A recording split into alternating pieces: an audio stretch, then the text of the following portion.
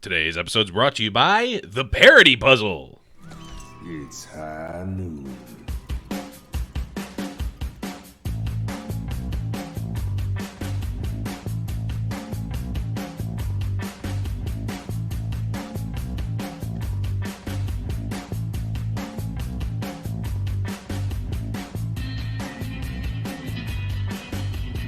Hello, everyone, and welcome to High Noon Podcast, the competitive Overwatch podcast. I'm your host, The Blevins, and with me, as always, is Deathblow. What's up, buddy? Hey. Just got a whole bunch of 90s theme songs stuck in my head and I'm ready to go. Oh, I gotta put Fat out. Oh, no, that's not the 90s. Never mind. That's all I'm thinking about right now is the stupid. Yeah, we're a little preoccupied, but we'll tease that a little bit here in a moment too. So. Yeah. We got some stuff talking about. Season 2 is done and dusted, as they would say. Stage 2, actually. What did I say? Season? I Season meant stage 2. 2. Nope, I meant season. It's done. As a New York fan, it might feel that way right now, Blevins, but I promise there's more things ahead. Ooh. Whether you like them anymore or not, but Oof. Feels bad, man. But stage 2 is done and dusted in the books, written down forever in history, and as alluded to in the intro, the great parody puzzle has been completed, even if you have to use stage playoff losses as an indicator, which we do. I'm taking it. I'm taking my wins where I can these days. But let's do a little bit of housekeeping here. Blackwatch Report is going to be live tomorrow with Boopasaurus and Ham Tornado. They've got an episode on the 14th, if I recall correctly. I'm nearly positive that they're doing that tomorrow or today in past, future, present podcast world. Or months ago, depending on when you're listening to this. Who knows? But they're going to be doing that. Of course, they also have their regular episode coming out this week as well. And, of course, Foul Play is going to be happening right after this episode, and we are going to be doing a little mock draft in the interim of the stages. And we alluded to it earlier, but Death, you want to talk a little bit more about what we're going to be doing? yeah, so today on Foul Play, or tonight, immediately after we record this, we're going to be talking about some kind of hidden gems from Stage 2 for your fantasy purposes. We're not going to completely be devoid of any and all fantasy Overwatch League discussion, but we are also going to be jumping in and drafting the best 90s TV shows. We all, at least to varying degrees, grew up in the 90s. Maybe a little S.A. Smith, I don't know. But we also know Blevins is just terrible at these drafts, so even though he grew up in the 90s, that leaves... Basically, I picked a topic that I thought I should dominate. So, yeah, we'll be going with that for this episode. And, yeah, we might be doing more drafts in the future. It is a long break we got going on, and these are just a whole lot of fun. So, but, yeah, things are kind of in flux as far as format goes. Will we be getting a 2-2-2 lock? So, with things kind of undecided and hard to plan content around at the moment, we're going to take this opportunity to have some fun and let you guys get to know us a little better. So, even if you're only a fan, not a fantasy player, these Foul Play episodes where we draft stuff are really just fun and entertaining. They don't always have to do with gaming at all, as you can tell by a 90s TV show's draft. And, so just a good way to get to know A. Smith, Blevins, and I, some of the things we like outside of esports and Overwatch League. So we hope you guys do check those out. Yeah, so for the three of you that are going to be watching this, it'll be great. Everyone else will, I'm sure, unsubscribe. But 'tis neither here nor there. Let's move on here. It's high News. Last week we had almost no news whatsoever. Now we've got all sorts of news. The big one here is maybe some of the irons in the fire that we've been hearing so much about from our good friend Bare Hands. Los Angeles Valiant have traded Fate to the Florida Mayhem in exchange for McGravy, Fact Fiction, and Shax. Not to be confused with Shaz. Shax. Or Shaq. Yeah, no. And no, they did not get multiple Shaquille O'Neals for them. to play Overwatch. That would be overpowered. That would be extremely overpowered. 'Cause if you acquired Shaq, would you just get the entire San Francisco roster? That's really the question. If you Get signed like Shaq. 18% or however much he owns of energy. I have no idea. You get like super like every other game. Hey, Something like for that. some teams, that would be a hell of an upgrade. Sure. But Speaking of hells of upgrades, Fate to Florida Mayhem seems like a pretty big one. yeah, it seems like exactly the kind of thing we wanted them to be able to do here, right? To show they can compete. It's an interesting time, right? We're still moving our way out, or we're kind of, or theoretically at least, right? Assuming the 2-2-2 roll lock is going to be coming to fruition, we're kind of moving out of this main tank is the featured role meta. Theoretically, that said, main tank was one of the most important roles all of last season, regardless of meta. So I think this is a really big deal, and it's one that's going to really shift the direction of each of these teams going forward quite a bit. The Florida Mayhem have not, under any circumstances, ever had top quality main tank play. So this will be something new for the Florida Mayhem and their fans to have somebody that can really go out there, make the kind of space that you need your main tank to make for the rest of your team. I think this has a chance to really help them tremendously if they do get into a 2-2-2 meta, because let's be honest, the idea of Saya Player and BQB lining up as the DPS core for this team is never what scared us, right? The support position is much improved from last year. It was really just the main tank line that arguably nothing had been done, nothing had changed, nothing had been improved, and the results stayed the same. So hopefully now we get to see what they're able to do with a bona fide, proven main tank player. This is somebody going Top into the year tier as well. Like, yeah, it's the one that I top always forgot to three. put in my top tier, right? Like I always laughed about how I like named the top. It was Gesture, it was Fissure, Yeah, and then I'm and like, you're is like- it Muma? Is Muma top 3? And then it's like, no, somebody's like, no, it's Fate. Oh yeah, I hope. Perfect. Yeah, absolutely, it's Fate. It just never came to mind, but now he's here in Florida, hoping to continue things and keep rolling along. I think it's a really good chance he hits the ground running and plays really well.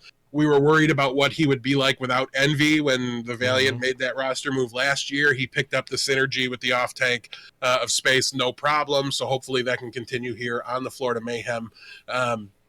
To me, the interesting part of this trade and in this announcement and the way everything's worded, though, is this is what really happened. The Los Angeles Valiant traded Fate to the Florida Mayhem in exchange for McGravy. Period. End of sentence. That was the only one of those three players that was under contract with the Florida Mayhem. So how they're trading Fact Fiction and Shax to the Florida Mayhem or the Los Angeles Valiant doesn't add up to me. Those were academy players. This isn't the preseason. It's just a matter of like these guys were able to be picked up by the LA Valiant at will, right? There might have been a buyout or something like that. So theoretically, what we're looking at here is the buyout was waived, but it could certainly factor in a little bit here. I mean, I don't know. To me, this is just underlining the whole parody or not parody, but transparency doesn't exist here. We're not getting the full story. So I want to know if the Florida Mayhem signed Fact Fiction and Shax and then traded those contracts over, or what exactly happened. But it's going to certainly be really interesting to see what exactly these roster. I mean, throw that out. That's annoying and frustrating. But at the end of the day, we now know the Los Angeles Valiant have Fact Fiction, McGravy, and Shax, and the Florida Mayhem now have Fate. So we can kind of analyze rosters just fine, but from a fan standpoint and trying to judge what the teams are doing, how they're managing their rosters, I want to know exactly what happened here. And it's really frustrating to me that I don't, and I'm forced to just kind of pencil things in and figure everything out there. So, yeah, we'll have to see. Yeah. Can academy teams, I just want to know, like, how, outside of that window, how does an academy team function for their parent team, and how do they function for the non-parent team? Like, are they technically owned by the organization of the Florida Mayhem, and they can be traded like they would be in baseball, where you can trade, AAA prospects or whatever? Like, they just move, but it doesn't seem like that's the case. Isn't that a two-way contract? Isn't that what the two-way is supposed to be? That's to me what that would be. That's what I would think too. But it's not.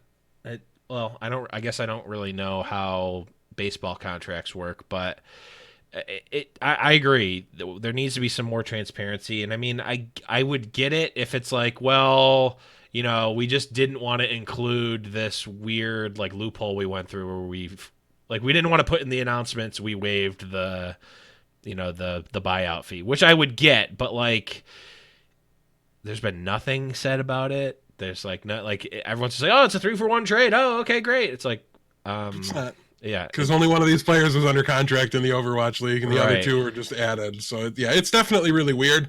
But we'll kind of table that for more of an off-season discussion, and we'll add it to the list of things that bug me and bother me and need to be more transparent and are kind of mismanaged and handled poorly. But yeah, it's interesting. To say the least. This one's not a big thorn in our side, I don't think, like some of the other things we talked about are, but it's like when you get enough of these little pokes, it's just annoying. Yeah, it's the third one of these things is when I'll snap, right? It's no more or less egregious than the last time I went off on a tirade about transparency. But it's just, I just went on that tirade. This is the first thing that's happened since then that Right. bothered me. So give it 2 more and then I'll really freak out. But It's just the type of thing that in traditional sports would be delved into, and it just doesn't Yes. get delved into here, so someone's got to do it. Let's talk about something more exciting and good for us. The grand finals have been announced, the information. We are going to be having the Overwatch League grand finals in Philadelphia at the Wells Fargo Center on September 29th. So that's a huge fist pump for us. There was China. there was our personal speculation. Oh, they just added how many Chinese teams? We had them on the East Coast in the U.S. last year. They play all the games in the West Coast of the U.S. last year. Maybe they're going to be going to China. So I really didn't want to do that, but I'm no problem driving to Philadelphia. It's essentially the same distance as New York City for us. So. and like better than New York City because now we can take a car and have a car and like we're not forced to walk or Uber literally everywhere we go. Yeah. It's still probably going to be pretty warm, but it's also not July. It's like late September, which should just Yeah. kind of help things not be quite as warm there. Yeah, the July. Oh God, All things considered, I mean, New York City is a cooler venue, right? It's a better place for it to be held when you're not going, right. or when you Right. have infinite money and resources to Right. do whatever you want when you're there. But I think this is probably going to be almost more fun of a trip for me. Maybe our hotel won't have an alarm blaring for the entire time we're there. Yeah, but we're and not gonna have 2 a.m. stoop pizza either. Also, we won't get the hotel stay for free because they're not trying to recoup True. that. So we True. would have that going for us in New York. But yeah, all things considered, really happy about this. I've never had a traditional Philly cheesesteak, so I'm snap going for that reason. Maybe I'll go to obviously I'm going to the game itself. And in typical announcement of an announcement form, keep an ear out for details on a meetup. We had a lot of fun doing that last year at the grand finals. It seemed like a really good time and place to do that sort of thing. So expect kind of a joint podcasters meetup. We all the podcast hosts like to hang out with each other and use these opportunities as chances to kind of get to know each other better in person. And so it's a great opportunity for us to combine all the show's fandom into one, get a location, do something fun and cool. And I think with it being in Philly instead of New York, it should hopefully be easier for more people to get to it as well. So if you're going, want to meet us, want to meet any of the other podcasters in the Overwatch scene, I'm sure at least one of the hosts will be going for most of the major shows at least. So I don't want to put any commitments out there for any of the other shows We've done nothing except for when they announced it, I messaged Death on Discord saying, so I'm going to start planning this party now. Yeah. Let's get the location. Let's do all these things. Yeah. So I'm looking into that. We'll definitely get that coordinated and we'll get you more details as it happens. The one thing that was interesting about this event compared to last year is that it looks like it's only going to be on Sunday in terms of the game. It's no 2 day. It's not spanned across 2 days, which I think is probably better because it was just needlessly 2 days. It's like, oh, well, we've got the arena for 2 days, so let's use it. So I don't know. I don't know what the official festivities are going to be, but we'll definitely be doing something at some point that weekend before the matches for sure. So if anyone is from Philly and has any ideas or a venue or something like that, definitely hit us up on Discord. I'm really just going to be doing some research on that in the next upcoming months. Moving on here, we've got Dallas Fuel has added a new player to their roster. That is Trill. Death, do we know anything about Trill whatsoever? I'm fairly certain Trill was promoted. Yeah, he was promoted from the Envious squad, which had a great season this past season. I don't think they lost. I don't know. Thorn, I'll have to tell me if I'm wrong there. I think they had an undefeated season in contenders this past season. So he's a backup. Unless something happens here, maybe they feel really confident in him, but I don't think he's going to be able to surpass OGE on the depth chart here for the Dallas Fuel, who's been a really good, solid, consistent mainstay player for them. But at the same time, probably Thorne's saying they dropped like 8 maps on the entire contender season. So definitely undefeated, a standout performer for them this past season. So great to see him get the call up. I think it's deserved. I just don't think it's going to make an immediate impact on the Dallas Fuel starting 6. But nonetheless, we're big proponents of having these backups ready to go in your organization up to speed. There's no indication of a 2-way contract. Not that I have any reason to believe a 2-way contract carries any meaning anymore. But maybe it's a 2-way contract just because they can say. Apparently, you can just loan Bishu with his regular contract back down to your academy team too. Like there seems to be no end of options and flexibility here. So, but yeah, I think that it's a solid pickup for Dallas. It keeps a player they like and has done good things for them within their organization and under their control.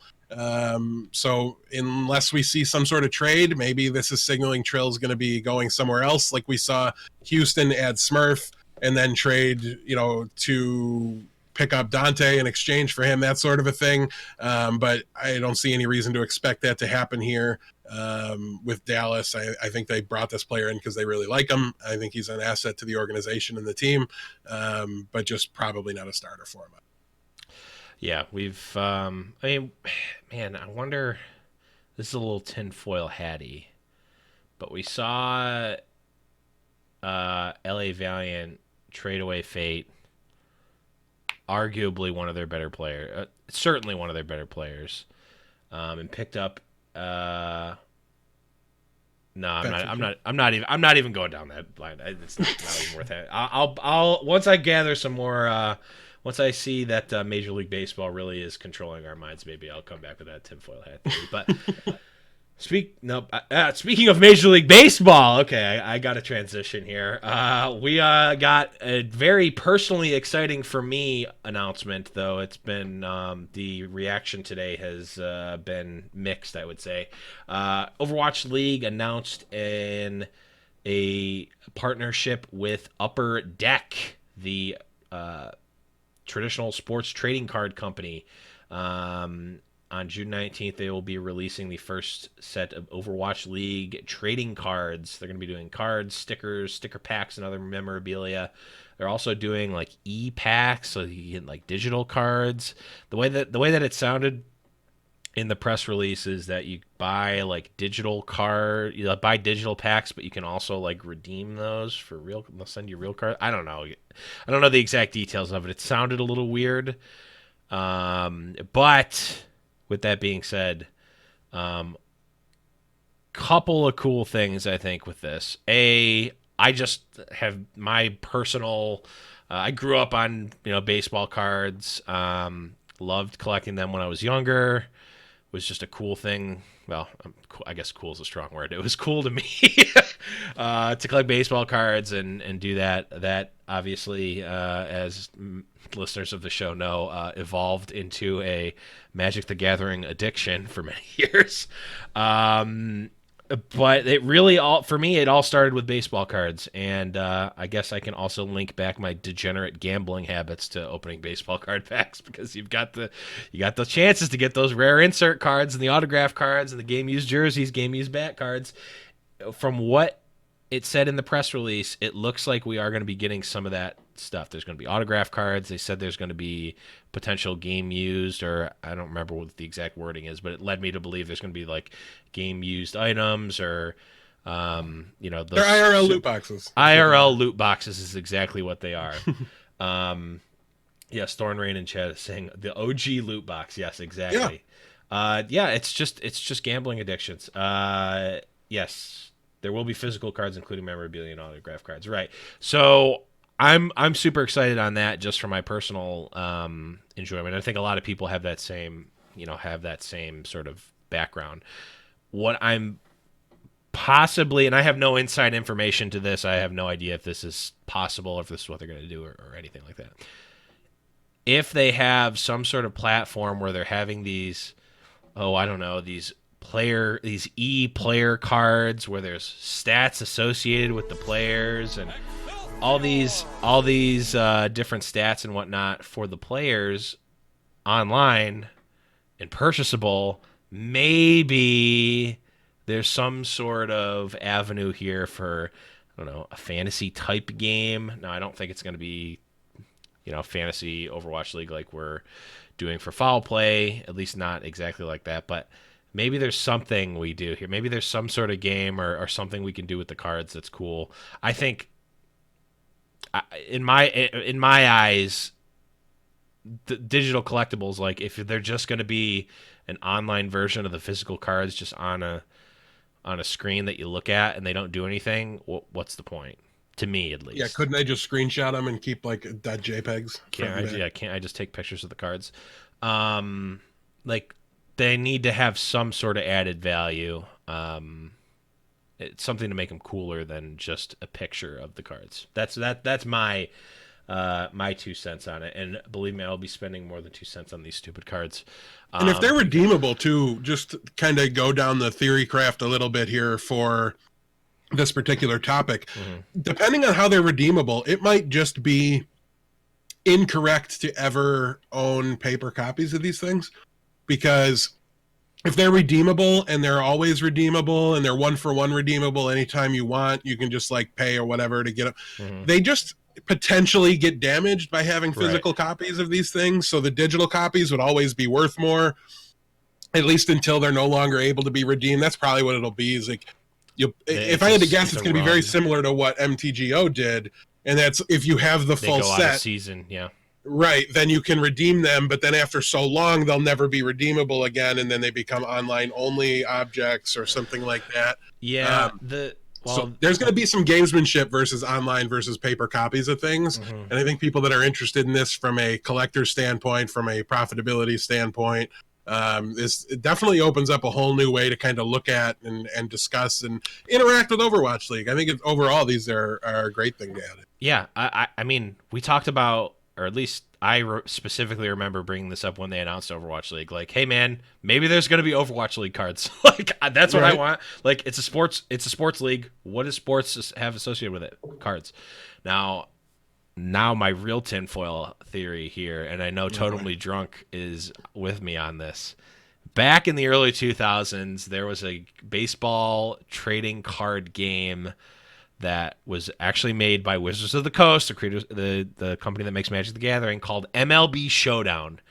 And let me tell you, that was the most fun. Those are the most fun years of my life, was playing MLB Showdown with my friends. It was like it was like baseball Magic the Gathering kind of. I absolutely loved it. If they create anything even remotely close to that, and let me tell you, MLB Showdown, not the most complex thing in the world.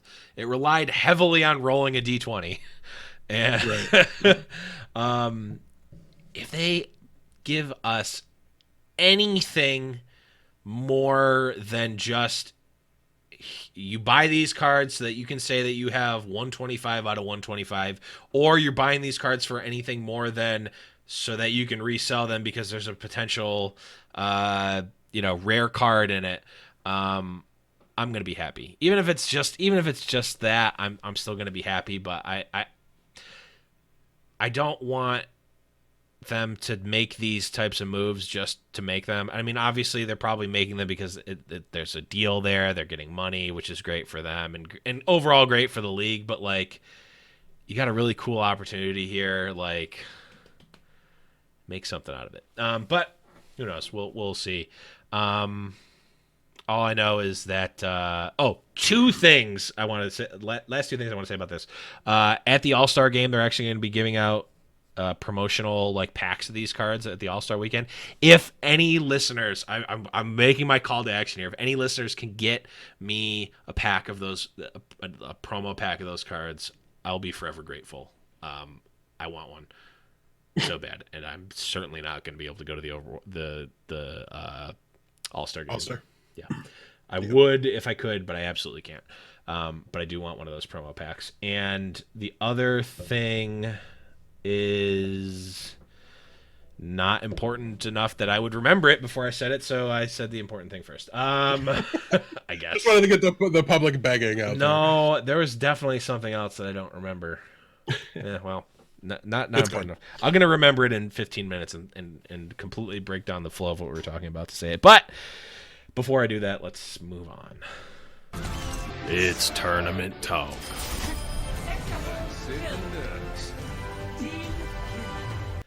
Oh, I do remember what the other thing was. I'll probably do like a box opening stream if I get a box.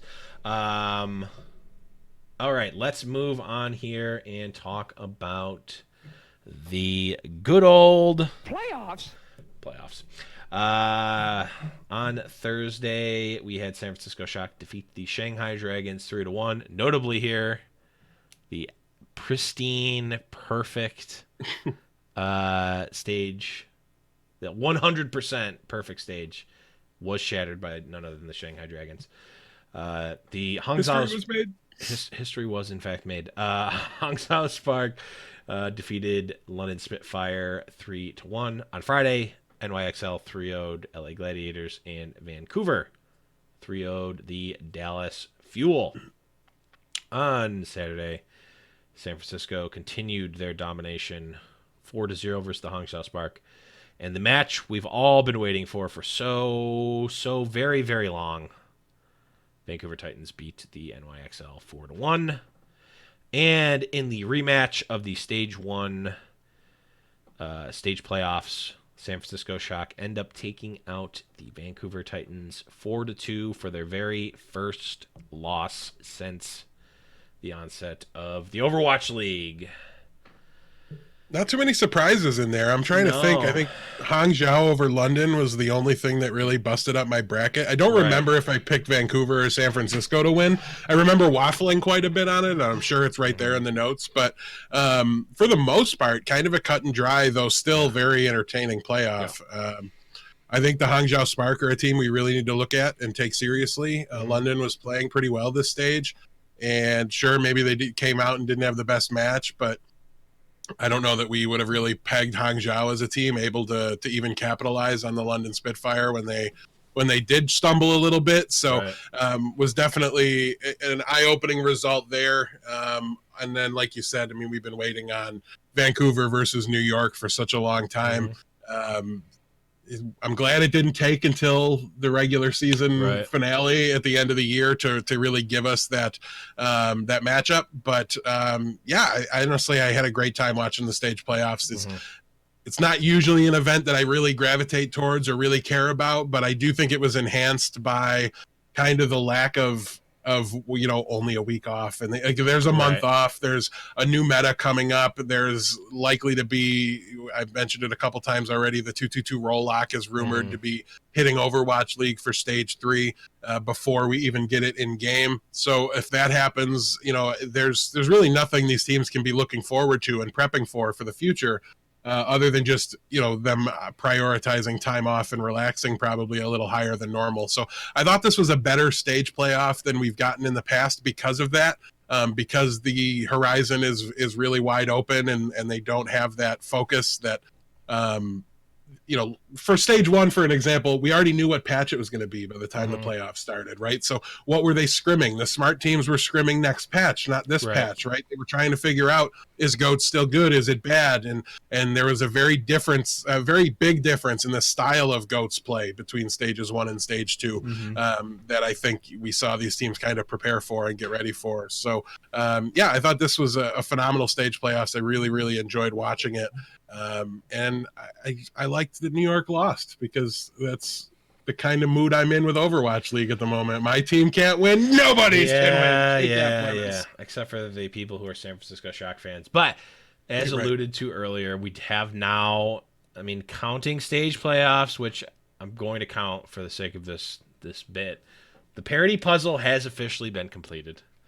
We have San Francisco up at the top, but they've lost to NYXL, who's lost to Seoul Dynasty, who's lost to Dallas View, who's lost to Guangzhou Charge, who's lost to Chengdu Hunters, who's lost to Shanghai Dragons, who's lost to Hangzhou Spark, who's lost to the Houston Outlaws, who's lost to Boston Uprising, who lost to Toronto Defiant, who lost to the Atlanta Reign, who lost to the LA Gladiators, who lost to the London Spitfire, who lost to the Paris Eternal, who lost to the Philadelphia Fusion, who lost to the Florida Mayhem, who lost to the Washington Justice, who did not win against the LA Valiant, who lost to the Vancouver Titans, and were just defeated by the San Francisco Shock, completing the puzzle. The parody puzzle has been completed. We got it.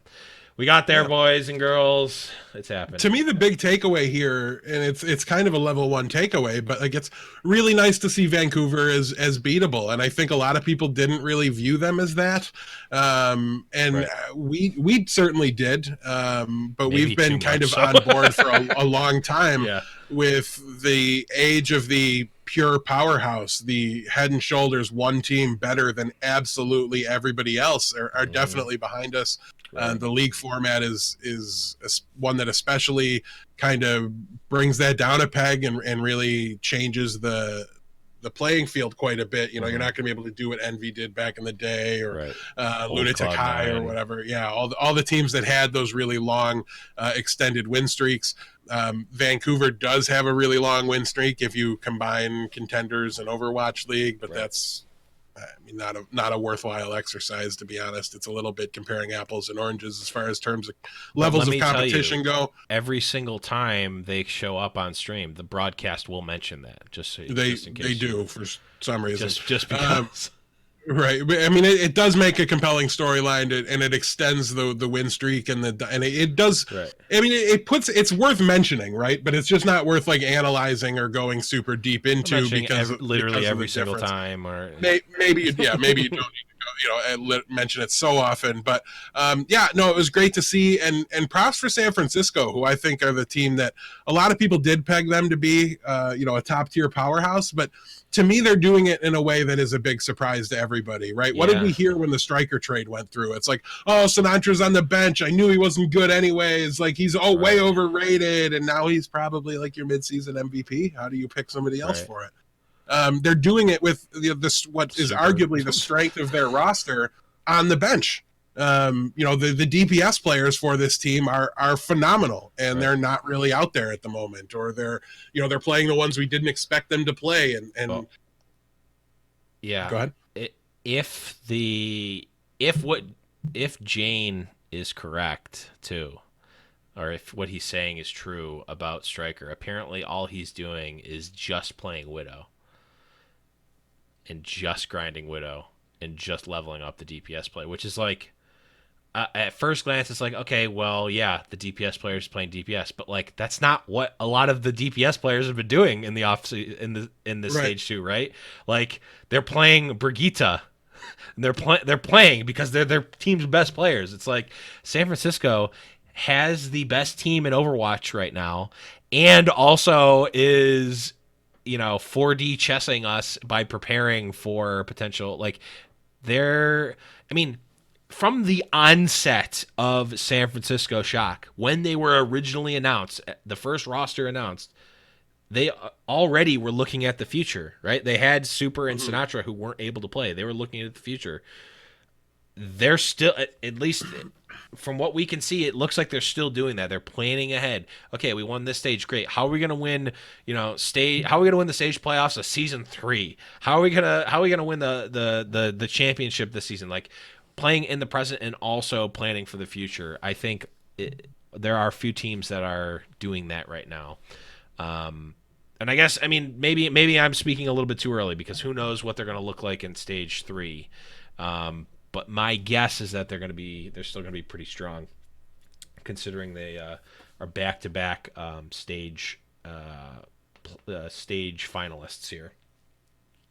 But yeah, I mean, I agree. This was a really good stage playoffs. I really enjoyed it, with the exception, of course, of NYXL losing, which brings us to one of our storylines here.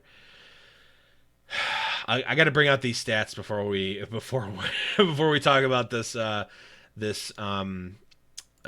topic here. This is from Slasher's Twitter.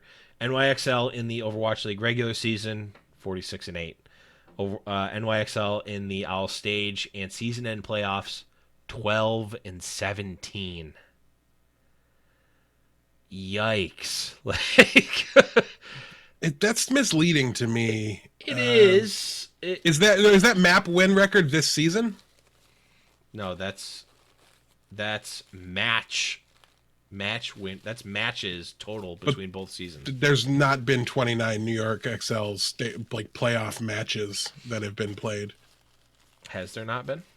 Well, there would have been. They only lasted 2 rounds in the regular season playoffs last year. And let's say there was 3 per stage that's happened. So, and there hasn't been for them, right? Maybe it's mad. It feels like a mix, but I think the point is well proven here, regardless of the accuracy of the numbers or what the numbers actually mean. But it's that the NYXL appear to be a completely different team, and we've talked about this a lot, and I've got my opinion on what the stage playoffs mean to different teams, and I don't think lumping in the stage playoff results with the end of season results is a fair comparison. I don't think NYXL of all the teams is super worried about those. They stacked up a couple of those wins already. Mm-hmm. I don't think they, are going out there and throwing or sandbagging during these stage playoffs because they do mark the end of a meta. But I think it's just a mindset difference, right? Like, do you want to get your team super hyped up about the stage playoffs and worry about, you all of a sudden you have the, you have like the mental game, right? And so many of these teams talk about it. You have these guys with the big swings, right? Like, yeah, we really, really care. We're super invested in these stage playoffs, and then you lose. And what does that do to your mentality? What does that do to the team morale, the attitude of the players? All of a sudden, if you prop these things up to be super meaningful when they're glorified exhibition matches. Sorry, guys, if you like watching them, great, but that's what they are to at least a handful of these teams. So isn't it smarter to just kind of downplay them and go out there and give it your best, but not really like put a bunch of meaning behind it and really try to rally the troops and get everybody pumped up for them, when it's very likely that ends up being detrimental to your team for a couple different reasons? I don't know, and I think NYXL is kind of the poster child of teams that don't care about them. I think Vancouver cares a little bit more because they're fresh into the league. They thought they should have been here last year. They want to prove they're the best. I think San Francisco haven't lost since they were contenders. Don't forget to mention that they haven't lost. Got it, man. The win streak continues. And low-key, the win streak does continue because losing exhibition matches doesn't count. There's still not a loss on their record, by the way. Now the long-winded explanation of their win streak is going to be even longer because now they can say, well, if you don't count the stage playoffs, they are undefeated in regular season play. They did, however, lose. Oh, God. I can't wait. Right, so there's a little bit of sloppiness to the stage playoffs, and it's great that they're here and they're a lot of fun for the fans. And I know, and I hear you, chat, and I'm not going to call anybody out by name. No team is going to publicly go out there and be like, we don't care about this. We're not, unless you're Seoul, and then you're just happy to have beaten New York, and you're fine getting raffle stopped by Vancouver. But that's a colder take than the playoffs don't mean anything. And like I said, the players do care. The players are given an opponent. They go out there and they want to win. But what we're talking about is is organizational Craft. philosophy. Yep. And Preparation, hours I'm spent.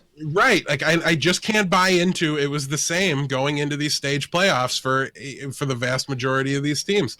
I can't imagine that they're out there mismanaging their resources and everything like that to the extent where they're going all in on winning a couple bucks in the stage playoffs. Because after the team gets their cut and then you divide it up amongst all the players, how much do the bench players get versus how much does the active roster get? You don't really know, and it's just I can't imagine it's a big deal. Now, like I said, the players go out there, they're given an opponent, they don't want to be losers, so they go out there, they give it their best, they try to win. But what was their preparation like in comparison to what it will be in the season playoffs? How much tape did they watch? Yeah, right. Exactly. That's what I mean when they don't care. Not, oh, whatever, we'll just go play Torb because it's fun, or we'll do anything like that. That's not what they're doing. We can see that the players are out there giving it their all in the moment, but just the organizations, it's not a big deal to them, because I hear people talk about like, oh, I thought this team won the stage 4 playoffs last season. Like everybody thinks NYXL won them last year. They didn't. Nobody cares. Nobody remembers. Nobody knows. It's history forgets stage playoffs. As soon as the next stage begins, they're over. They're done with. Right? Like it's not a long-term thing. Except for this season, because we now have the 2 children who are making it to every stage finals, and are with the Vancouver and Shock, and now it's becoming a Boston Celtics, LA Lakers type rivalry, a Yankees versus Boston Red Sox type of thing here. But yeah, I mean, I agree with you. I don't think any team actively or even unactively are going to say or even think that, oh, we don't care about stage playoffs. I don't think that's the mindset. I think it's like, especially in stage 1 when we knew the meta was going to be different and we knew what it was going to be and they could test it. How many scrim hours does NYXL put into the current patch? How many scrim hours are they having their scrim partners play, soul strats? How many hours of soul tape did NYXL watch in the stage 1 playoffs compared to a regular season match? I would venture a guess it's probably less. I could be wrong. I don't know. I don't have any way to verify that, but it doesn't seem like I agree with you, Death. They're going out. They're all competitors. They all have that drive to win. They're going to try to win, but how much prep did they put into it? How much effort did they really amass into it? Regardless of whether they want to win or care about it, it doesn't matter. How much prep did they put in? Maybe it is. Where were the pocket pick secret strategies? Where's the great debate by the LA Gladiators in the stage playoffs? We've not seen one of them.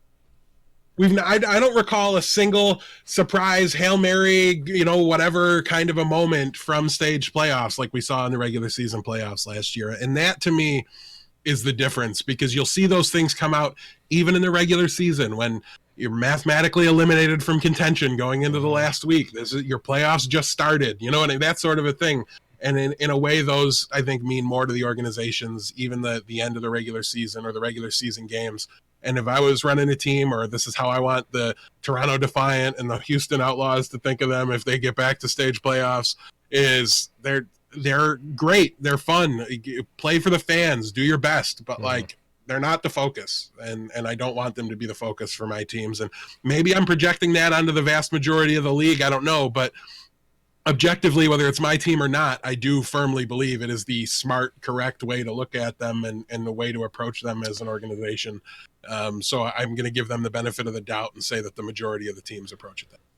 I think it is at the beginning of the season when you have a blank slate and but like if I'm the Houston Outlaws and you make it stage 3, you just go for it, right? Yeah. Go for stage 3. Like I talked about this, I don't know, a few weeks ago, maybe a month ago. Like at the beginning of the season for my high school basketball team, we would have a team meeting where we plotted out the goals for the season. What do we want to do? Oh, we want to go to sectionals. We want to do this. Well, if halfway through the season we can't make the sectional playoffs because we're 0-8, like maybe we readjust our goals, because looking at that goal sheet that says win the sectional playoffs, be undefeated at this point it's just not helpful when you can't achieve it. So you go, okay, well, we're not going to make the season playoffs, or we're not going to do this. Let's make a huge goal. Let's make a big goal for stage 3. Let's make something happen in stage 3. And maybe a Houston Outlaws or even a Toronto Defiant team really wants to push in for a stage playoff berth. That's fine. I just think you have to be on the same page and really go for it. Don't. And we did allow for that in stage 1. We talked about how I thought San Francisco might have been trying harder than most because it was like their first real go at it, and I think the same thing would have applied for the Hangzhou Spark and the Shanghai Dragons this time around, and maybe that's part of why the Hangzhou Spark were able to upset the London Spitfire. Right. I can't say for certain, obviously, because we don't know what the actual focus is for the organizations, but it does kind of explain that result to me a little bit. London's one-stage playoffs. They just came off a 6-1 stage. Are they just trying to get their guys some rest and some R&R and get them, mentally prepared for the last stage? Like I said, that's the way I'd go about it. It doesn't have to be the way they go about it. I think it's the smart way to do it. Right. But either way, some teams need to make a statement. Other teams don't. New York doesn't need to make statements. The statement New York needs to make is we can get to the grand finals. Yeah. They can have a successful season and not win the entire league. That's not their goal. They did well enough last year. Their goal is, I'm certain, to be first place, win the whole thing. Mm-hmm. But from an outsider looking in, I think we can talk about NYXL as being over the choking thing. They just go out there and have a close finals loss, right? That would, to me, put choking out of the, unless they get like reverse swept or something like that, right. In crazy fashion, that could be considered a choke. But just go out there and have a regular run of the mill finals loss against a team like San Francisco or Vancouver, and I think we're still talking about New York as one of the elites and one of the best teams, and we're not even having this conversation. But that's really the conversation we are having. Blevins, I'm curious your answer, although I kind of know it just from knowing you. Is NYXL still an elite team? Are they? Rank the top 3 for me, I guess, is my question. What are the top 3 teams for you? It's San Francisco, Vancouver, New York. Those are the top 3 teams. In order? In order as it stands on May 13th, 2019. So you would put New York as the number 3 team. Okay, that makes right sense. Now. I have the look.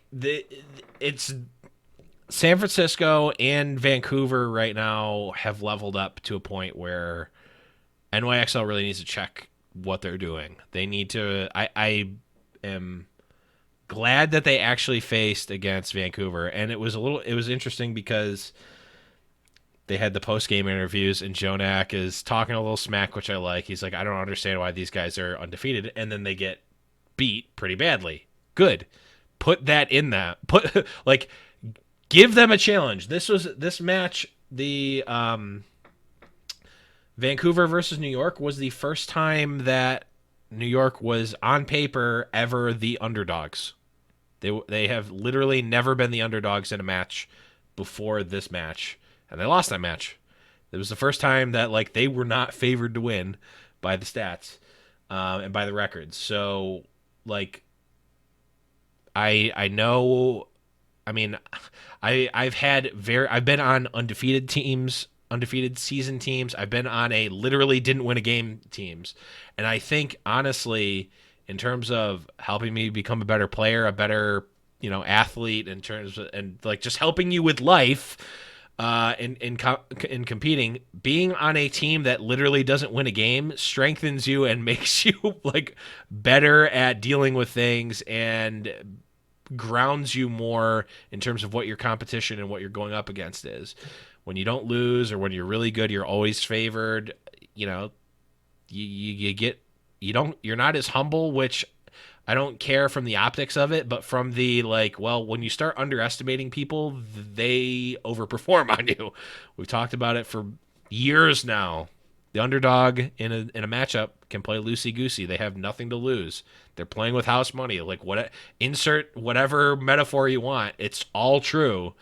And when you're always on top and you're never challenged, there's nowhere else to go but down. You get and they don't better by challenged. playing people better than you. Exactly. They're the ones who teach you lessons and make you better players or a better team overall. But Mhm. I do have a slightly different opinion on this, and I think now listen, if we're talking about in the stage 2 meta on the same patch they've been playing, it's if San Francisco is playing against New York, I'm picking San Francisco. But if we remove meta and approach this in a vacuum, like, you know, we know the results, we know what they did, but we expect the game to basically completely reset, have a 2-2-2 roll lock going into stage 3. My number one team is probably Vancouver, but it's iffy. I think it's like 1A, 1B with Vancouver and New York, and I don't have San Francisco in the top tier status right now as of yet. Sure, they've shown to be really good in GOATs. I don't expect them to do, you know, to really fall off of that. But if you want to join that S tier full on, like, you need to maintain this for a stretch of time, and Vancouver, with now 2 stage playoffs back to back, are a team that's done that kind of to me. Like, they've done all we can ask them to do, so I'm willing to put them there, right? But I don't know that the San Francisco Shock have. This meta here in stage 2 really favored the aggressive style of play, right? And that's not New York's bag. They're more of a reactionary, hang back, respond to what you do kind of a play. And this meta doesn't really condone that in the same way that I think the stage 1 meta did. So I think New York was stronger in stage 1 versus stage 2. And I think their downfall a little bit makes sense. But in a vacuum going forward, listen, was Boston suddenly an elite top tier team after they went 10-0 in stage 3 last year? No, they came out and they were hot garbage and they were terrible after a meta shift. So am I as confident San Francisco can maintain a top, you know, S tier, highest level of play outcome as I am New York getting back to being a top 2 team or the number 1 team? No, I think it's more likely that New York repeats. So San Francisco's really, really close. Don't get me wrong. Like, they're in a tier above everybody else, right? But I'm just not really putting them in there with New York and Vancouver quite yet.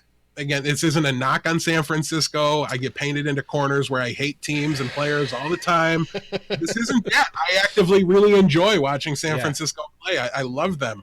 I expect them to continue and to elevate and to make it into this tier, because I talked earlier about how I think this arguably the biggest strength of their roster is the DPS players that are going to unlock. But I've never seen Striker play on this team. I've never seen him work with Architect and play. I fully expect it to be great. I fully expect them to make that level up. I don't expect them to Boston out, but I'm also more confident in New York's ability to bring in their all-star DPS players and climb back into doing what they've always done, except for a couple matches they lost to Atlanta where raised your eyebrows, and then a loss to Vancouver, which from a meta perspective or from an analysis perspective, like you said, they were the underdogs and they lost. I don't think that's like a sign of doom and gloom. I'm not terrified for NYXL after they lost to Vancouver. But I just think in this meta, they were a little less equipped to take out Vancouver than San Francisco was. Yeah, I think when you put it like that, I'm more on NYXL. My problem is, like, it's really hard to take out the current meta from it is from your analysis. That is hard, especially since it like bleeds so heavily into stage 1 as well, albeit a little bit different. My problem is, like, how much of NYXL's success last year was SBB just being just head and shoulders above almost everyone else in the league at Tracer. Also, Jonak being a relatively new quantity, and teams not having a full season of tape on him, and also not having a full season of tape of being like, oh, NYXL plays this weird way around Jonak. Okay, this is how you beat it. Like, I want it to be true, but we've seen, like, there's things that NYXL is not as strong as they were in season 1 compared to what the rest of the rest of the league has gotten better, and also gotten better specifically against NYXL. Now, we've seen, obviously, for a lot of teams that doesn't matter, but, like, if it goes back to 2-2-2, like, Nene's been playing Brigitte all this time. Is he going to be the DPS player? Zarya, sorry. Is he going to be as strong as a striker that has been playing allegedly been playing DPS this whole time. Now maybe NYXL's doing the same thing with Flower. Hashtag Pine Time. Maybe Pimetime. Maybe Big Boss comes in. I guess there's equivalencies between all the teams, and obviously I lean a little bit more towards NYXL. I don't discount San Francisco yet though either. You can't. They're earning all the credit they're getting, and I don't fall. If you want to put them in your top tier, if you want to put them above New York, I don't blame you, because the results we've been looking at for the past month and a half tell you that. But if I really am honest with myself in my heart, and I remove the meta and talk about it, like the meta could be anything. It could from goats to single DPS dive, or single tank dive, or anything like that. Like it's very difficult to assume a team that has really only done this in goats to just automatically assume that they can do it again with another. I like their roster. I like their chances. Like, this isn't Boston, but that's a parallel, and that's a lesson that I think a lot of people learned. And yeah, like Chad is saying, seeing is believing. And I have hopes. My personal thoughts is they're likely to. I would expect them to. But I'll give them that full credit, because we're talking about like the stamp of approval, like the number one, like the highest praise I can give anybody in this conversation is to put them in the S tier with Vancouver and New York, who just have sustained this level a little bit longer, and yeah, but not even by much, right? And I'm even like hesitant to think Vancouver doesn't have a solid chance to drop down in a meta reset, but like they've just never stumbled. Right? Like they just literally never stumbled. Got to see it first. Yeah, we'll put a capper on that one. It'll be a more interesting conversation at the end of stage 3. Let's say that, if we get a roll lock. Even the beginning of stage 3, because the beginning of a stage is, or I guess the first couple of weeks of a stage is where we really see the wheels start to come off, or any of these teams could easily get losses, except for NYXL. They never will. But. They don't play Atlanta again. Yeah, true. Let's move on here, and let's break it down. We're gonna quickly run through this. We are already running. We're not running late on time, but we're right about where we want to be on time. And I don't know how much we're gonna have to talk about this, but up this week up here, we've got the All-Star match coming up. Death, how exciting is this? Who cares? The fan vote destroyed any relevancy or giving a rat's ass that I can possibly muster up about this event. I'm sorry. Look at the roster for the Pacific Division. Jinmu, Ameng, and Yveltal are there from the Chengdu Hunters. Fleta, not Fitz, but Fleta from the Seoul Dynasty, not the guy that sat on the bench.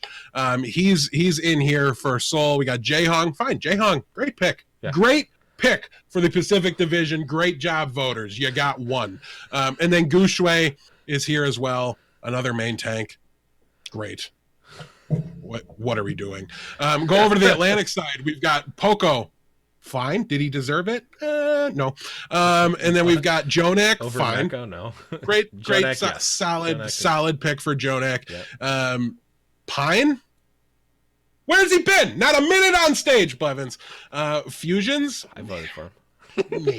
Maybe. I'd have to really look at the delineation here. I think Fusions has had enough of an impact and really like saved the season. I don't want to harp on the Fusions pick. Fusions is a fine pick. Carpe doesn't deserve it based off his season 2 performance thus far. Name recognition alone, player skill probably gets him there as a reserve. But we're talking about, the number one DPS selection on this board. Well, that was Pine, because that's a joke. But Carpe's not been a great Zarya player. Right. He's just not been. The team's been struggling, and in part because of the DPS crossover into the off-tank role for GOATs, in part because Sato's a nightmare. But Arc, barely been on stage, like literally was winning this fan vote position while he was still on NYXL. So the bench player to Animo when he got selected, God only knows why he's here. Look down at the reserves, things get a little bit better because the fans didn't vote for these ones. So you start to see the players that should be there, like half of the Vancouver roster. Sinatra makes it in. Violet gets in. Right, like NYXL gets Neko, in. yes, give me Neko. Prophet give and me Fury, Dogman. who absolutely deserve it.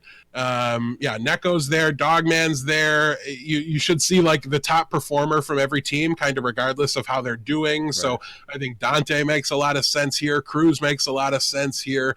There's how good are the Dallas Fuel doing right now? How good do they look? OGE is their only representative. What is going on? This is the wrong list of players, and the list is upside down. If you want to put a couple fan vote players in based off reserves, one tank, one DPS, one support, fine. Just play 7v7. Have one fan vote. It's still super dumb to involve the fan vote in any capacity here for this particular thing. I want the players to vote, Blevins. If you want me to care, ask the players who the best players in the Overwatch League are. Hey, you can't vote for yourself or any of your teammates, but who do you believe are the all-star teams for your division or for both divisions? They would know. They would know better than anybody else. I don't want coaches having anything to do with it again. I didn't like the example that comes to mind is like Tyrong's just like Bonnie and Jake need to go because they're my guys and I will always support my players. And it's the right attitude for a coach. You know, it's kind of the company line thing for Tyrong to do, but like, no. We're not even the best players on your team. Right. No, we're not doing no. It doesn't make sense. I want the players to pick it, and I think that would give us the best result. And if they give us a crappy result, then I want it to go to a selection committee. I want people with a brain and no bias to kind of make these decisions and give me a matchup that's fun and exciting to watch. And when you get that right, maybe you can inject a little bit of meaning into the games. Maybe you can say like who the home team is in the grand finals or something that means so little in actuality, but at the same time, like it's a little something, right? You just kind of give them the colored jersey they want to wear or whatever it is. Like I don't care, but like throw it away. I literally don't care. Wake me up when the talent takedown happens because I think that's at least fun and interesting and I care about it. Otherwise, I'm gonna watch it because it's gonna be in the middle of a stage break. But boy, I'm gonna be like mad about it while I'm watching it. And if there's a Smash Bros. Major or Rocket League major I will watch those, both of them. Absolutely. But if someone's going to be there in person and can get me one of those promo packs, I'm just saying I would love it. That's the highlight of the All-Star Weekend. Literally, if I can maybe catch like an open pack and just see what's inside, I just want to know. Here's how they should do it. Here's how they should choose it. In scrims, they should play, and if someone does particularly well, each player gets like a cache of votes, and they can give out one scrim buck, and then the selection is on stream where they bring out old Scrooge McScrimbuck, who literally calls out the names and hands them their scrimbuck. Willy Wonka and the Charlie and the Chocolate Factory style, where they come down and play. I want the best scrim players. I don't even necessarily want the best players in Overwatch because we get to see them play all the time. And like we get to see them play all the time. I want to see the secret, like, oh man, this guy's so good in scrims. He's doing crazy stuff. You guys don't get to see this. We see this all the time. Like, remember when we were asking, we asked Grim Realities, who's really good that we've never heard about before Overwatch League? And he goes, there's this kid, Striker. He's insanely good. Oh, okay, let's keep an eye out for him. Oh, yeah, you're right. Just casually the best DPS player in the league. Got it. We never get to see that because it's all behind closed doors. But the All-Star game could really have a meeting. Two people turned us on to Striker before he really hit it big on the stage, and both of them were players. Yep. So to me, they're the end-all, be-all. If they think they belong there, fine. Let's see it. I'll watch it. I'll be invested. I'll get interested. There's always that fans guy. Are the worst qualified. Why is Pine a viable option? Why were you allowed to vote for a player that didn't touch the stage once? That's a joke. It is literally a joke, which is why it happened, because it's Twitch chat. Nothing proves Plat chat more to me than these rosters. It's lit. Absurd. So that's why the only person qualified to pick the teams is good old Scrooge McScrimbuck, who will come in and pick the perfect teams. That's what I want. That's the actual way to do it. I've never had a smarter idea in my entire life. But yeah, this is. I mean, we've talked about it before.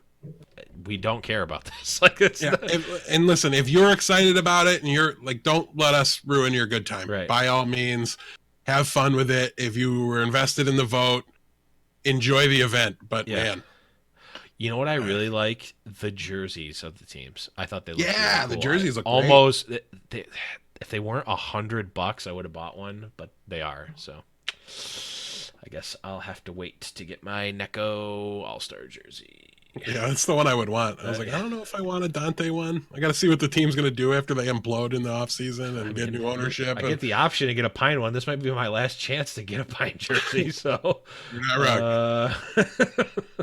who knows? But yeah, they looked really cool. The skins in game, I'm always happy to see new skins. Although Overwatch League skins almost ruined skins for me, but 'tis neither here nor there. The coolest thing is the fact that we get these promo packs, and I'm hoping I get one somehow, but I don't think it's gonna happen. All right, guys, that's gonna be it. Yeah, seriously, we kind of crap on the All-Star game, but don't let us ruin your good time. If you guys like it, please try to enjoy I it. crap on all the All-Star games. NFL, NBA, NHL. They're stupid. They're wasted. Give me the skills competition. Give me some form of that in Overwatch Yeah. League if you want me to be excited to watch something. They just, maybe they're just not for me, and maybe keeping them fan vote because it gets the other people invested. Like, how invested would I be if it wasn't fan vote? I don't know. Probably not a lot. But at least I wouldn't If you vocally get to complain. see a super team play another super team, that's the essence of the All-Star game. Yes. If we saw the actual best possible Overwatch League team on paper, of course, that you could create versus the other one for the other division, like, that would be a cool game. But even then, like, it's like the teams don't practice together. Like, it's never as good as real Overwatch Right. League. But it In- would in at least theory, like, it's that's the cool. best. This is Right. what they need to do. Besides my perfect, like, undeniably correct Scrooge McScrimbuck picks of teams, they need to figure out what the equivalent of the home run derby or the dunk contest is Yes. in Overwatch League, and The NHL just skills competition. Yeah. over-index on those things. Yes. Because 1v1 Widowmaker is not that. I don't know if that exists in Overwatch League, but the home run derby is always fun regardless. Like, it doesn't matter. It doesn't mean anything, but it's fun because it's like, oh, we don't get to see these guys just try to hit as many home runs as they can. We don't get to see these NBA players do these crazy dunks. Like, it's almost more like an art exhibit. It's like a dance competition more than anything, but it's still like in basketball and like the dunk. Like, figure out what that is. Maybe it doesn't exist. I don't know. Maybe I'm over asking here, but if you find what those things are, just over-index on that and don't even bother with the other stuff. The talent takedown keep, the talent takedown keep, because that's fun. But everything else, in my That's mind, awesome. It lets the could be casters and the crew like hype it up and leading into it. Like everything Yes. about the talent takedown should stay exactly the same. yes, the other stuff in my mind could all be scrapped. Or at least revamped. But that is going to be it, guys, for this episode. Thanks, everyone, for listening. Death, any last-minute stuff before we head over to Foul Play? Enjoy the break. Check out the draft. Check it out, 90s guys. TV. The 90s TV, guys. If you are here live, make sure you stick around. But for everyone else, thank you all for watching. And check us out at highnoonpodcast.com. All of our stuff is all over the internet. All of it is High Noon Podcast, Twitter, YouTube, Spotify, iTunes. We're all over the place. Patreon as well. Patreon.com/HighNoonPodcast. You can support us there. It all helps. Twitch.tv/HighNoonPodcast. Every little bit helps. But, guys, that is going to be it for Deathblow. I am the Blevins. And remember, it's High Noon. Got his boots and he put on his hat. Threw the coin away that same day. It's in his past and he's not looking back. He says, finding mine now, God's my way. He's not good, but he sure ain't bad. He'll make amends for the sins that he has. He says, I'll change the world one bullet at a time till I find mine. I just remembered we have the Overwatch workshop, so they can make home run derby type stuff. So there's not even an excuse. They can make it. It can happen. Make it happen. Get on it, fans.